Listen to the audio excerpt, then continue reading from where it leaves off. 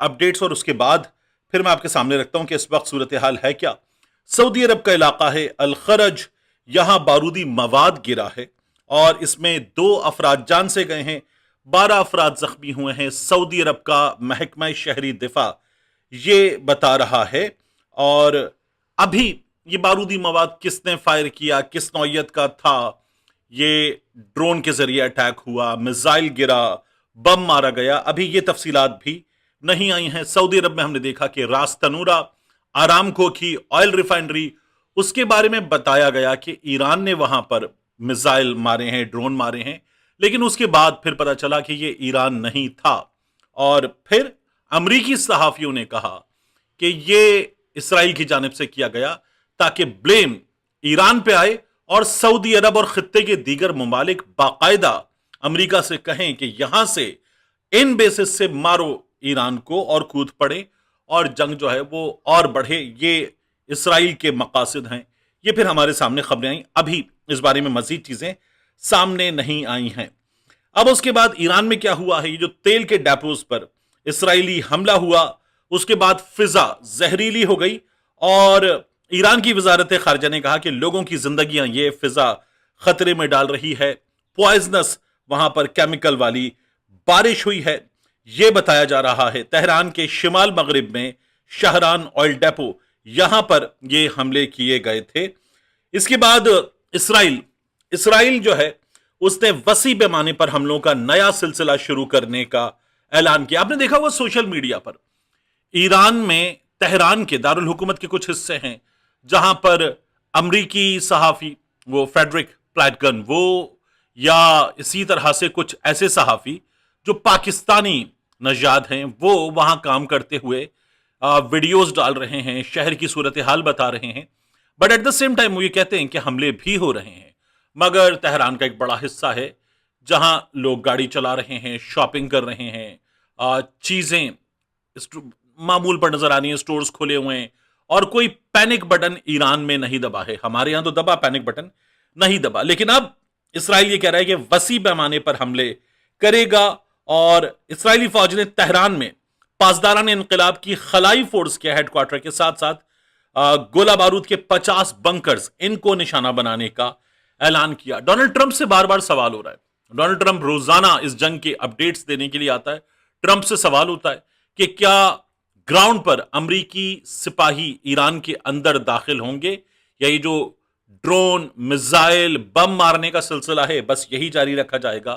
तो ट्रंप अब ये कह रहा है कि तमाम ऑप्शन ज़ेर गौर हैं। मैंने आपको बताया था वॉशिंगटन पोस्ट की रिपोर्ट के मुताबिक अमेरिका की 18 खुफिया एजेंसीज ने अपनी एक रिपोर्ट में डोनाल्ड ट्रंप को कहा है कि जो रिजीम चेंज है ईरान के अंदर वो नहीं हो पाएगा। यानी खामनाई साहब की शहादत हो गई और वहां पर लीडरशिप को मार दिया गया, उसके बावजूद जो असल ताकत है वो है पासदाराने इनकलाब। और जो नए सुप्रीम लीडर हैं उनके बारे में भी बताया जा रहा है कि फैसला कर लिया गया है, नाम उनका सामने आ जाएगा और ज्यादा इम्कान इसी बात का जाहिर किया जा रहा है कि वो मुज्तबा खामनाई साहब हो सकते हैं। इसी तरह से आप देखिए कुवैत पर अब तक 234 मिसाइल्स और 422 ड्रोन से हमला किया जा चुका है। ये कुवैत की वजारत खारिजा बता रही है। और अमेरिका ने एक और वार्निंग जारी की है ईरान के रेजिडेंट्स के लिए कि बाहर मत निकलना, हमले बढ़ेंगे, जानों से जाओगे। हम शहरियों को ये वार्निंग जारी कर रहे हैं। अब बात करते हैं शाहिद खान आफरीदी साहब किस तरह से बेनकाब हुए। मैं आपके सामने इसकी तमाम तर तफसीलात रख देता हूं। शाहिद खान आफरीदी साहब, क्रिकेट का सीजन है, उसमें समा पर एक शो में सवेरा पाशा साहिबा उनके सामने बैठते हैं आकर, तो वहां शाहिद खान आफरीदी साहब बात कर रहे थे और वो मजाक उड़ाते हुए अजीब अनजान से बनते हुए कि कौन है, मैं नहीं जानता, ये कौन है, मीर कौन है, ये इसका कोई काम था, प्रेस कॉन्फ्रेंस करने आ गया, ये अजीब पता नहीं कहां से आ जाते हैं। बिल्कुल बेनियाज से शाहिद खान आफरीदी मजाक उड़ा रहे थे। शाहिद खान आफरीदी ने क्या कहा था जरा देखिए, फिर उसके बाद मैं आपको बताता हूं कि हुआ क्या है। ये शाहिद खान आफरीदी, ये एक कौन सा मीर है मीडिया का इनका? आमिर मीर का क्या काम है कि वो आगे टीम अनाउंस करता है? ये देखा आपने कि क्या काम है, प्रेस कॉन्फ्रेंस करे, टीम अनाउंस करे। आमिर मीर साहब मोहसिन नकवी साहब के बहुत करीबी आदमी और हामिद मीर साहब के भाई, इनसे बहुत बड़ी तादाद में लोगों को प्रॉब्लम है, इनके किरदार से बहुत प्रॉब्लम है आमिर मीर साहब के।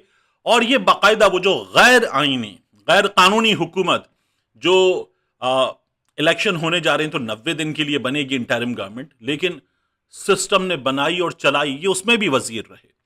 तो इनसे बड़े प्रॉब्लम्स हैं लोगों को कि इन्होंने बड़ा, जो पाकिस्तान तहरीक इंसाफ के लोगों के साथ हुआ, जो कुछ किया गया, उसमें इनका बड़ा किरदार है। और हामिद मीर साहब से जहां बहुत ज्यादा लोग बड़ी अकीदत और मोहब्बत रखते, इन पे बड़ा तपते हैं लोग। लेकिन आमिर मीर साहब के बारे में जब शाहिद खान आफरीदी ने ये किया, तो आमिर मीर ने क्या किया? आमिर मीर ने एक तस्वीर, एक स्क्रीनशॉट जारी कर दिया।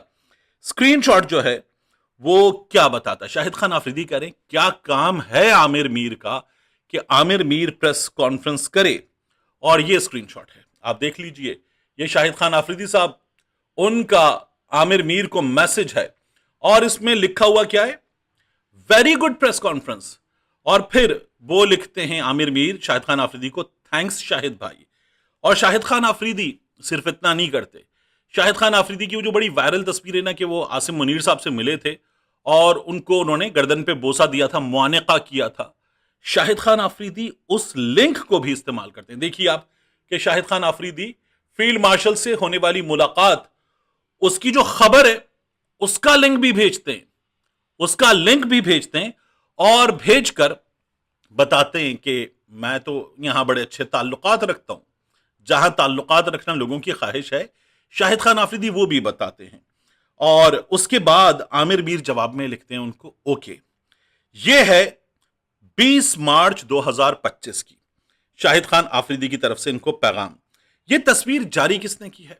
ये तस्वीर जारी की है सीनियर सहाफी हैं, एक्सप्रेस न्यूज के साथ बहुत अरसा कराची में ब्यूरो चीफ रहे, 92 न्यूज में मेरे कोलीग थे, मेरे सीनियर हैं, इमरान अहमद साहब आजकल बोल को हेड कर रहे हैं, बहुत सीनियर जर्नलिस्ट। इमरान अहमद साहब ने ये तस्वीर जारी की है, ये आमिर मीर साहब ने इमरान अहमद साहब को भेजी है, और इमरान अहमद साहब ने सिलसिले में ट्वीट भी किया, तो फिर मजीद पूछने की जरूरत नहीं रही कि मैं उनसे मालूम करता। वो कहते हैं कि शाहिद आफरीदी, और टैग किया उन्होंने शाहिद आफरीदी को ट्विटर पे, शाहिद आफरीदी उन आमिर मीर को पहचानने से इनकार कर रहा है जिन्हें 2025 में की जाने वाली मज़कूरा प्रेस कॉन्फ्रेंस, यानी जिस प्रेस कॉन्फ्रेंस पे शाहिद खान आफरीदी को प्रॉब्लम है ना, ये कौन मीर मीर आ गया, ये तो जिस प्रेस कॉन्फ्रेंस पर वेरी गुड प्रेस कॉन्फ्रेंस लिखकर बराह रास्त आमिर मीर को व्हाट्सएप मैसेज किया था, मगर जब चीफ सिलेक्टर बनने की ख्वाहिश पूरी ना हुई तो टीवी पर बैठकर बुरा भला कहना तो बनता है। तो इमरान अहमद साहब खबर दे रहे हैं कि शाहिद खान आफरीदी साहब जो हैं वो देख रहे थे कि मैं बनूं चीफ सिलेक्टर, नहीं बने तो उसके बाद शाहिद खान आफरीदी साहब ने जो है वो बुरा भला कहना शुरू कर दिया। ये शाहिद खान आफरीदी साहब का हमारे सामने किरदार, इनको बड़ा मिसाली बनाकर पेश किया जाता है, लाला, लेजेंड, हीरो। अच्छा खैर, शाहिद खान आफरीदी एक बहुत बड़े सुपरस्टार है, मैं बहुत बड़ा क्रिकेटर नहीं कह रहा, बहुत बड़े सुपरस्टार हैं, क्रिकेटर भी अच्छे, इन्होंने कई मैचेस जितवाए, कई मैचेस इन्होंने हरवाए, अच्छा बुरा दोनों तरह का खेल पेश किया। उनके क्रिकेट से लोगों को बहुत प्रॉब्लम भी है और उनके क्रिकेट को लोग बहुत पसंद भी करते हैं, दोनों तरह के लोग मिल जाएंगे आपको। लेकिन ये जो शाहिद खान आफरीदी ने किया, आमिर मीर ने धज्जियां उड़ा दी हैं शाहिद खान आफरीदी की। और अब बैठ के आप ये बातें कर रहे हैं तो देखें तो सही, आपने कर क्या रखा है, आप प्राइवेट मैसेज बंदे को भेज चुके हैं। आखिरी चीज, ये जो इब्तिसाम हसन हैं, जिन्होंने वजीराबाद में जब इमरान खान साहब पर कातिलाना हमला उस नवीद ने किया था, जिसकी वीडियो फौरी तौर पर मखसूस सहाफियों को भेज दी गई थी पुलिस की जानिब से, उस इब्तिसाम हसन को उठा लिया गया है। मैं गिरफ्तारी इसलिए नहीं कह रहा कि मैं बार बार आपको बताता हूं कि गिरफ्तारी के लवाजमात पूरे होने जरूरी हैं। पुलिस आए, पुलिस आकर बताए कि हम पुलिस हैं, इस जगह से आए हैं, आपके पास हमारे इस सिलसिले में वारंट गिरफ्तारी है और आप आ जाइए और आपको हम यहां लेकर जा रहे हैं, आप पर यह इल्जाम है, यह वारंट गिरफ्तारी है, देखिए और चलिए ताउन कीजिए कानून से और आपको अब गिरफ्तार करना है। यह होता है गिरफ्तार करना। लेकिन नहीं, यह नहीं हुआ और इब्तिसाम हसन को नमाज फजर के बाद मस्जिद के बाहर से गैर कानूनी तौर पर उठा लिया गया। पाकिस्तान तहरीक इंसाफ वाले सोशल मीडिया पर शदीद गम और गुस्से का इजहार कर रहे हैं। बहुत बड़ी तादाद में लोग, हमारे यहां कानून नाफिज करने वाले इदारों ने, पुलिस ने मुआवजा उठाए हैं। आप देखिए कि क्या हुआ था उस्मान डार के साथ, फर्रुख हबीब के साथ, इसी तरह से सदाकत अब्बासी के साथ, शेख रशीद अहमद के साथ। ये लोग गिरफ्तारी की खबर आई कि गिरफ्तार हो गए, उस्मान डार को छोड़िए उमर डार के साथ भी, और फिर उसके बाद ये लोग गायब कर दिए गए। वापस आए तो ये एक नई बोली बोल रहे थे।